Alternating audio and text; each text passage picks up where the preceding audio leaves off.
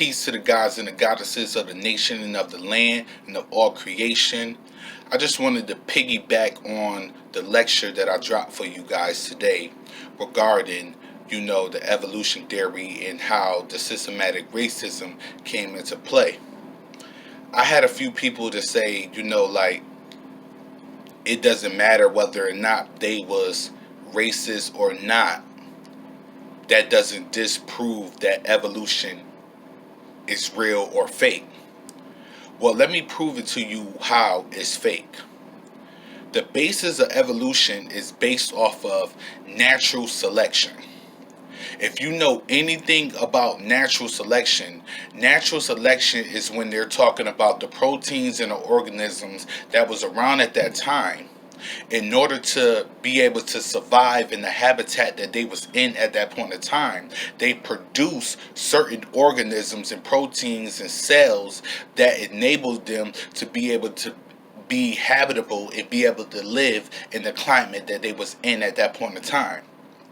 But the thing, they may have, captured so many scientists with this, but the broader point of view that you have to understand is the if these organisms are adapting, right? Why didn't they stay the same way that they already were? They was already in paradise in the water and in their own state. So why was it necessary for those organisms to grow more organisms and to grow more cells and to become more complex in order for them to come out on land when everything that they needed at that time was provided for them in the water? This is what evolution can't explain. Okay, you're saying that all of these organisms multiplied and multiplied and multiplied and multiplied and multiplied and multiplied and multiplied to be able to get to where modern humans are today. But you're not explaining why they did these things, because it's not like they wasn't in a state of happiness or in a state of, let's say, well-being at that point of time when they was in that single organism state. Because if the single organism state was in a state where it was fine and it didn't need any other organisms to survive, then why would it change up its strategy to add more organisms to survive? And once it, and if let's say, okay, when the organisms mutated and they formed fish, and they formed that first fish, this is what you're talking about, mind you, this is evolution. When they formed the first fish, why didn't that fish just live in its own paradise right there and create and just do it like that? And even so, even how did it even create to where it was a male and a female in order to produce? This is the question that evolution theorists cannot answer.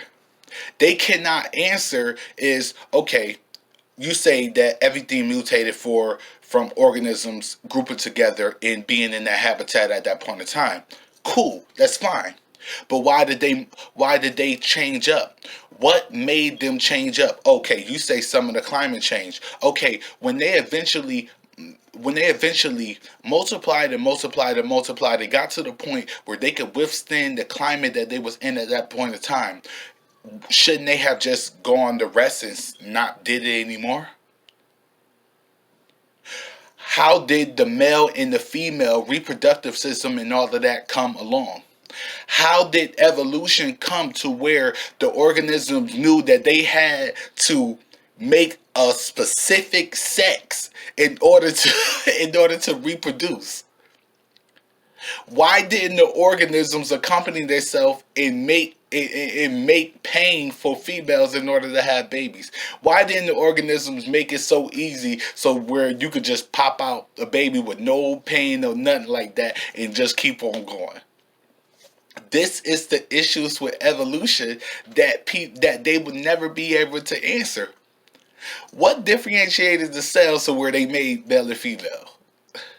What differentiated the cells to where they wanted to multiply in order to make more than one? Where they wasn't comfortable in that habitat that they was in at that point in time, which we know being water, if this is where you're saying it came from, as far as with comets hitting Earth and all of that, and the organisms grouping up together. Why didn't it stay in the habitat that it was able to survive in at that point in time? How did it just rapidly make everything so different? When all the and the thing about it is, you're talking about, okay, the habitat. Why did it make the habitat? Listen, why did it make the habitat?